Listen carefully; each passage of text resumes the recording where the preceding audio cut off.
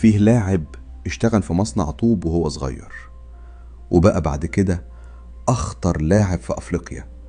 بس الغريب محدش كان شايف فيه نجم. في الجيزة سنة 1978 اتولد ولد بسيط جدا اسمه محمد أبو تريكة.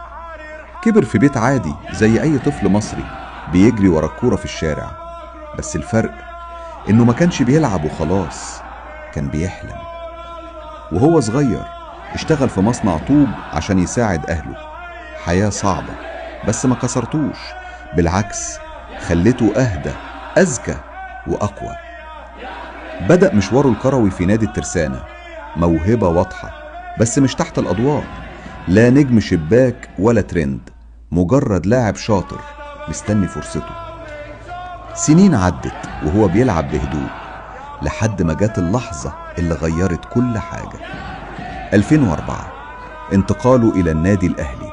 هنا القصة بدأت بجد.